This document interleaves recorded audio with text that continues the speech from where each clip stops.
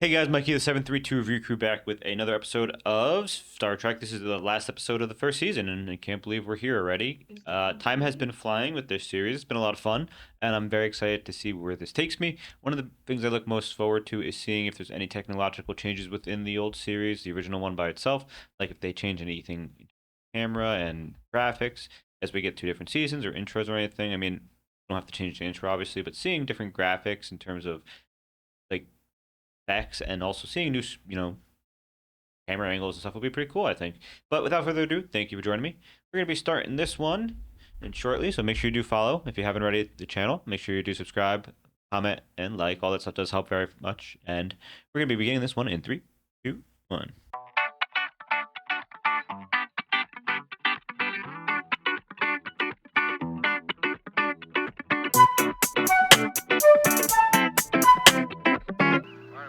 Anything, Lieutenant? No, sir. I've tried every major transmitting station on Denver. Try GSK 783, subspace frequency 3. But, sir, that's a call sign for private transmitter. I'm very well aware of that, Lieutenant. Try it. As I speculated, Captain, the overall pattern of mass insanity destroying civilizations follows an almost straight line through this section. Mass what? 200 years ago, Lavinius 5 was swept by mass Wow. insanity. And next in line, Denver. Bones, what's your theory about the cause of all this? There is no medical or scientific cause for what happened on those planets, Jim. But it follows a definite pattern, a systematic progression. We're picking up a ship on our sensors, heading directly into the Denovan sun. He'll burn up. Ship directly into the sun? Are they crazy? Like, actually, we shouldn't do this? Does not seem to be out of control. His course is straight for the sun. It's got any tractor beams? Out of range, sir. This is the USS Enterprise. Can you reverse your course? Acknowledge. Captain, you get too close to the sun. Keep closing. I You see hear it me? recording now. Reverse your course. He's too close, Captain. So are we. Hull temperature 1,000 degrees and rising. Pull off. I get it. It's finally gone. I'm free. He burned up, Captain. Ooh. That Denovan ship headed deliberately into the sun. Why? There's one possibility. The mass insanity may have reached this planet, too. I don't think it's a good idea to go here. I think mass hysteria, mass insanity is going to spread. Jim, your brother Sam, his family, aren't they stationed on this planet? Oh. Whew. What a season finale. 4. I don't know. I think I've said it before, but this song, like the theming of it gives me TV Land vibes. Speaking of, I wonder, was this ever on TV Land? I don't remember. I used to watch it occasionally, but, Originally colonized as a freighting line base in this area. Aye. They make regular trips in here, carrying supplies to the asteroid belt for the miners and bring... if it's contagious, then all the miners could be insane. I've made contact with your private transmitter, sir. Put it on audio. Please hurry. Help us. I don't have much time. They'll know. Please, please Aurelin. help us. This is Jim on the Enterprise. Contact broken, sir. Reestablish. Sorry, sir. I'm not interested in your excuses, Lieutenant. Reestablish contact with that transmitter. I'm afraid that's impossible at the moment, Captain. They stop broadcasting immediately. They do not acknowledge my contact signal. Jim, His sister-in-law. who that woman was. Yes. My brother Sam lives on Denver. He's a research biologist. Sounded like his wife, Aurelin. Really? Set your faces on stun. We're going to beam directly into the capital city. Alert status. Sensors report the expected number of humans on the planet's surface. However, they are strangely quiet. Very little activity. We don't know how contagious this is, but we're just going down? Like, remember about the main 4? There are almost 1 million inhabitants of Denver. There's more than 100,000 in this city alone. Where is everyone? They're here, Captain, in the buildings. My brother's lab is over there. Captain, several people approaching.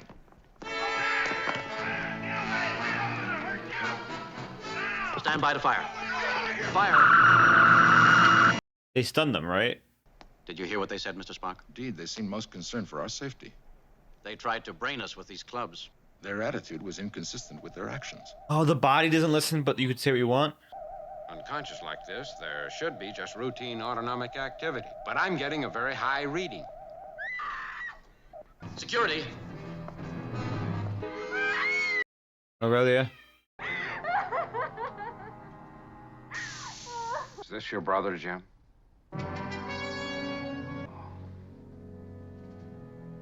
Sam Oh, dead? was my brother. I'm sorry, Jim. That's so abrupt. The boy is unconscious, but he's still alive. I'd better get the boy and the mother back to the ship, Jim. I can't do much for them down here. I understand how you know. Yes. You heard my sister-in-law say something about they being here. Your guess. Apparently, they were trying to keep something outside from getting in. Our sensors didn't pick up anything that didn't belong here. I'd like you to be on board when your sister-in-law regains consciousness. Take charge of the landing party, Mr. Spock. I want some answers to all this. We just have to hope Mr. Spock doesn't contract and go insane. Both in extreme pain. I sedated them heavily. But your sister-in-law seems to have a high tolerance. The tranquilizer hasn't affected her much. Can't you talk? Yes. It's Jim. Really? Ralph matches the pillow. Jim? Or is that a blanket? You have to tell us what happened, Aurelia. To you and the others. They came Who's they? 8 months ago. Horrible things. Visitors brought them in their vessel from a planet, Ingram B. The things made them bring their ship here. It's important that you tell us what kind of things. Not their fault.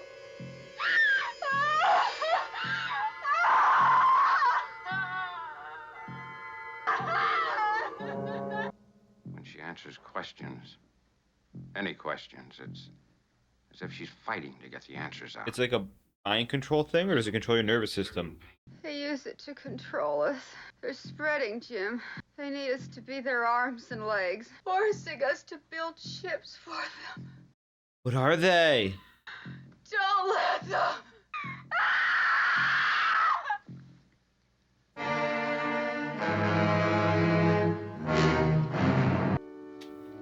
Brother and your sister-in-law dying or being dead in front of you is in the same day.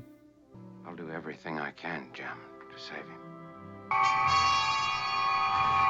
Power stance if I've seen one. The streets are extraordinarily quiet, Captain. We've seen no other Denovans, and the ones we stunned earlier were gone when we came out. You've seen some kind of creature. None, sir. It was just that noise we heard. A peculiar buzzing sound. We were about to investigate it. Set your faces on Force 3 to kill. It's non-organic though, it sounds like. Or is it bugs? I hate that noise. Really gross noise. Oh.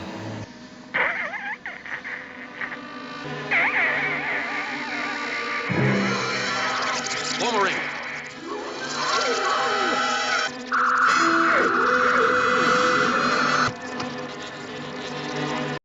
He just baked it like a cookie.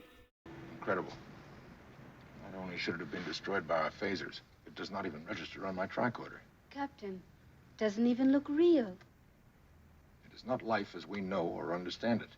Captain, I suggest we risk taking it aboard. It's too close in here. Maybe a trap. Let's move out. Oh. Oh, he did get infected. Spock! It's gone. Can you stand? Spock, are you all right? That was frantic. Ship surgeon Dr. McCoy is examining a strange puncture wound left by one of the creatures on Mr. Spock's back. Puncture? That's the second time he's come out of. Either he's fighting us, or something inside of him is fighting us. Oh, it's like a parasite. Doctor, the readings have never looked like that before, not even on Mr. Spock. Just prepare to close. Nurse! Doctor, that's not all you're going to do. Miss Chapel! Doctor, there is more of it in him entwined all through his body. Miss Chapel, if you cannot assist me as required, call another nurse in here. But do one or the other now. Did he realize that it's entwined, like it's all through his nervous system? To be very frank, Jim, I don't know that I can do anything for Spock or your nephew. Pieces of some form of living tissue.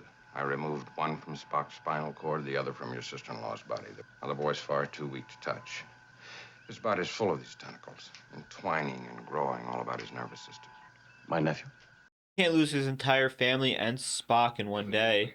The entwining is far, far too involved for conventional surgery. Recommendations.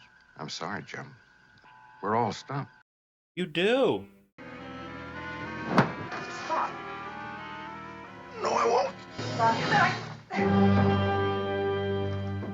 Bridge, this is sick bay. Tell Dr. McCoy Mr. Spock just left here. He's delirious, possibly dangerous. Let's take the ship. He's a threat. Oh my god. He's gonna fight back against all of them. Go for the nerve.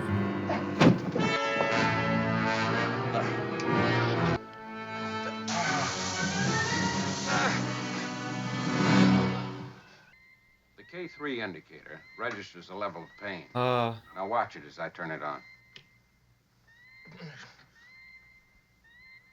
oh, Mr. Spock. I've never seen anything like it. Go back to I the wonder planet if where we're it repairs still you. mad. Dr. McCoy. Captain, these restraints will no longer be necessary. Don't believe him. I apologize for my weakness earlier when I tried to take control of the ship. I simply did not understand. What is there to understand, Mr. Spock? Pain is a thing of the mind. The mind can be controlled. Oh. You're only half Vulcan. What about the human half of you? It is proving to be an inconvenience, but it is manageable. That's crazy. It wants this ship, but I am resisting. Can he control it the way he says, Bones? I know the amount of pain the creature can inflict upon him. But whether he can control it hour to hour... I have my own will, Captain. Let me help. We'll keep you confined for a while longer. If you can maintain control, we'll see. My nephew, if he regains consciousness, will he go through that? Yes. Keep him in a coma. I don't care what it takes or costs. You've got to help them.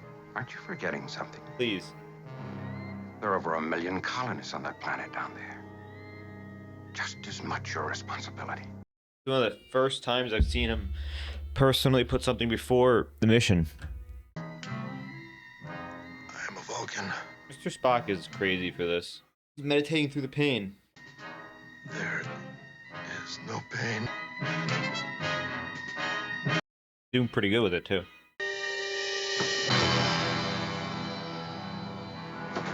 I was wondering, are these restraints graded for Vulcans?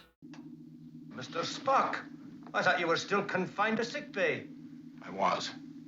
Here now, where do you think you're going? I have an errand on the planet's surface. Not likely, Mr. Spock. Now, without... That is an order, Yeah. Mr. Scott. Aye, sir. And I'm sorry I have to disobey it.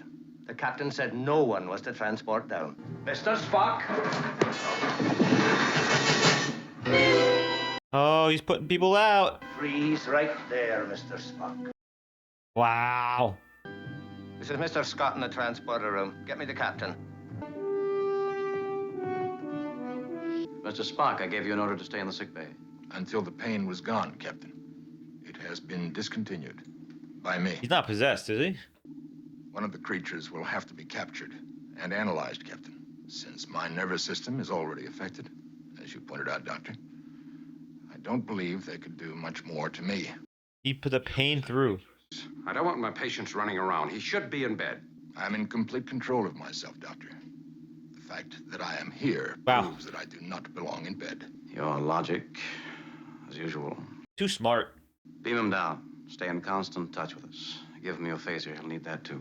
Thank you, Captain.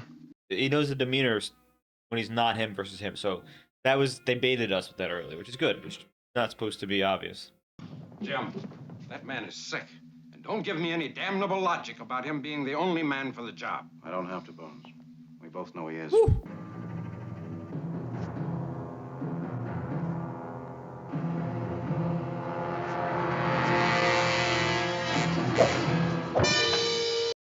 Use your strength. That guy's reaction to being grabbed is great. I love that.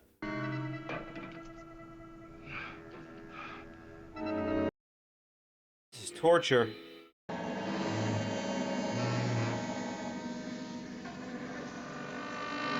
They're really icky. They look like jellyfish.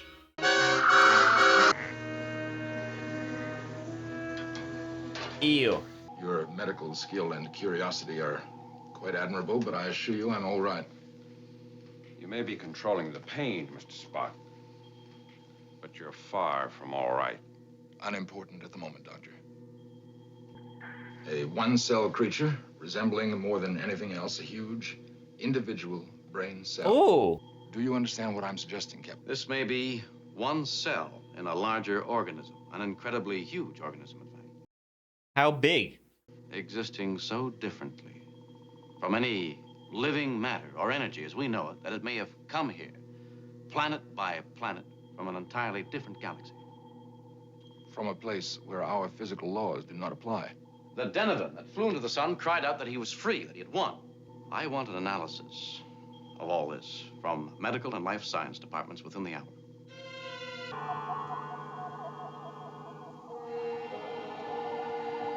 The relationship is great. I'm sorry, Captain. I've tried everything I can. Varying radiation, intense heat, even as great as 9,000 degrees. And you're wasting your time. It has to be something that will kill the creature without destroying the human host. Huh. To be my point, the thing won't die. We've got 14 science labs aboard this ship. The finest equipment and computers in the galaxy. I understand your concern, your affection for Spock. The fact that your nephew is the last survivor of your brother's family. There's more than 2 lives at stake here. I cannot let it spread beyond this colony, even if it means destroying 1 million people down there. Wow. Gentlemen, I want it stopped too, but not at the cost of destroying over 1 million people. They're not people anymore. Including myself, Doctor. There are dozens of colonies beyond. And billions of people. If killing 5 people saves 10, it's a bargain. I will accept neither of those alternatives, gentlemen. I cannot let this thing expand beyond this planet, nor do I intend to kill 1 million or more people to stop it. I'm putting you gentlemen on the hot seat with me. I want that third alternative. They're gonna find it accidentally. I'm sorry, Jim. We've been over it and over it. We've made every conceivable test. I therefore request permission to beam down to the planet's surface. I also suggest your nephew accompany me. Request denied. I do not make this request lightly. I do not know how much longer I can hold out against the pain. But I do know what the boy will go through should he regain consciousness. In the sun. Kill that thing before the Denovan died. They're hiding the shade. Inside, are they allergic to sun? Vitamin C? What other qualities or properties does the sun have? Radiation, heat. But one other thing you haven't mentioned. It radiates a blinding light if you're close enough. Nothing lethal about light. Not to us. But down on the Yes. surface, the creatures stayed in the shadows. Yes. Okay, it wasn't the vitamins, but that's still great. That's why they're inside. Tanning beds. Everyone. You can't move Denver closer to the sun, Jim. No, but you can move the equivalent of the sun to Denver. Nuke? A string of satellites around the planet with burning trimagnesite and trivium. Let's get on. Come on. If this works, the satellites we orbit will produce light of such intensity that even someone in a closed, darkened area will be affected by it. Completed. It worked. What's the matter, Jim? We can do it. It worked in a lab. With the creature exposed to everything we can give it. But what about the people who are infected? We need to know now. Fuck. I'd have to put him. Yes, we'd have to put someone who's infected under that light. And Spock. Captain, you'll need a host for the next step in the test to determine whether the creature can be driven from the body. I am the logical choice. Do you know what 1 million candlelight per square inch can do to your optic nerves? There's no other way, Bones. I'll rig up a protective pair of goggles. There'll be none on the planet's surface, Doctor. I agree completely. Wow. Unfortunately, you're both right. All right, Mr. Spock. Mr. Spock's the best first officer in the fleet. Proceed. I am free of it. And the pain. And I'm also quite blind. I threw the total spectrum of light at the creature. It wasn't necessary. I didn't stop to think that Only one kind of light might have killed it. No. Spock, Doctor, it was my selection as well. It is done. Take care of it. He acted hastily.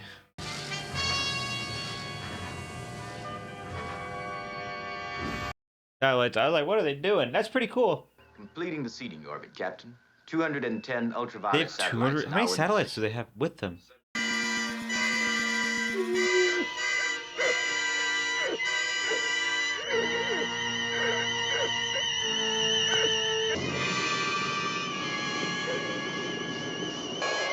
Wow. What do we do about Mr. Spock's blindness now? Bones. It wasn't your fault. Bones. Bones.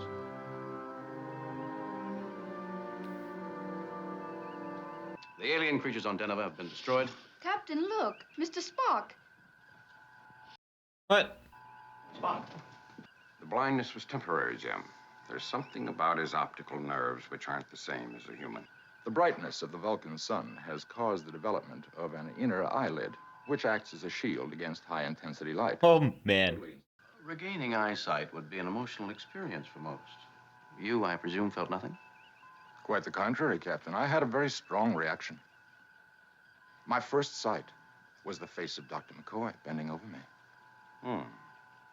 'Tis a pity brief blindness did not increase your appreciation for beauty, Mr. Spock. I might have known he'd turn up with something like that.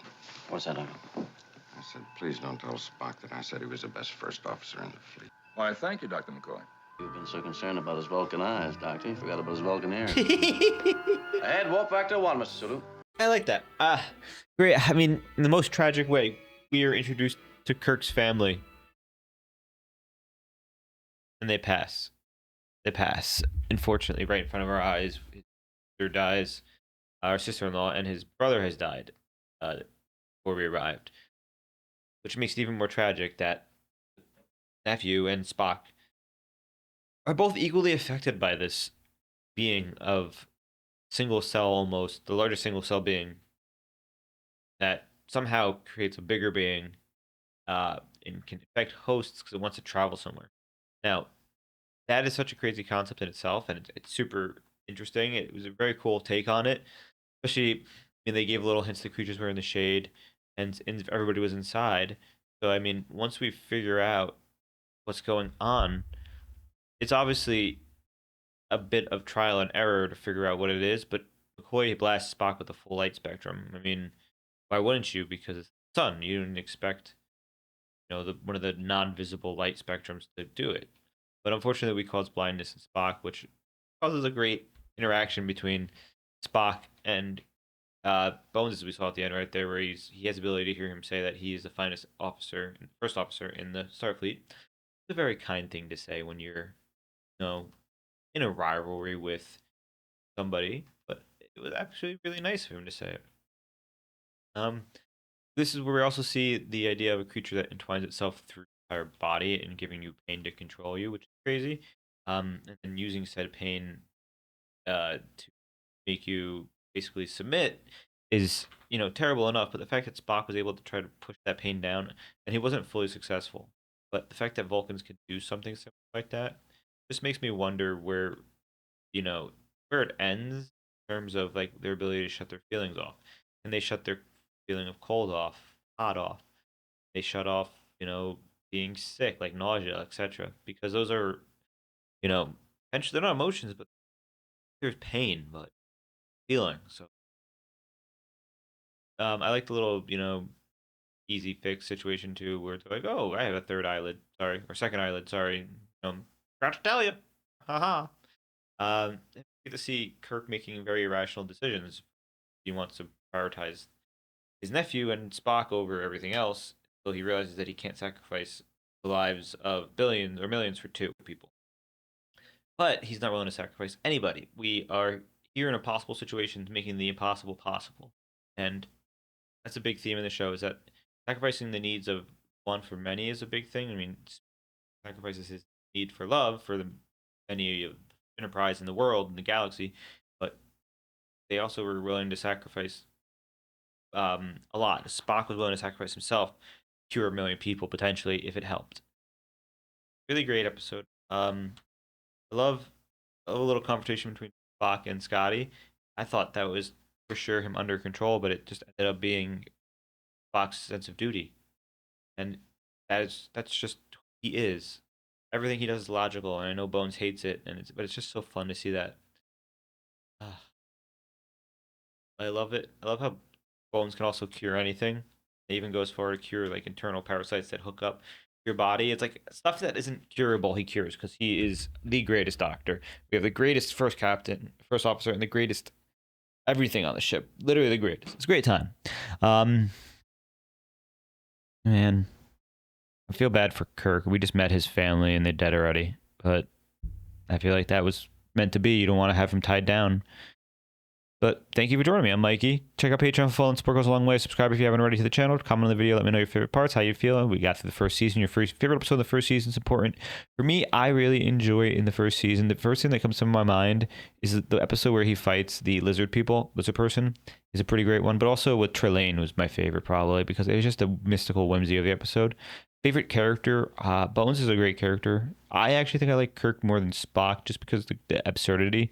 But Spock is a great character in the sense that he is very rational. He's very different, and he brings a good different type of satire to the show, but also intellect.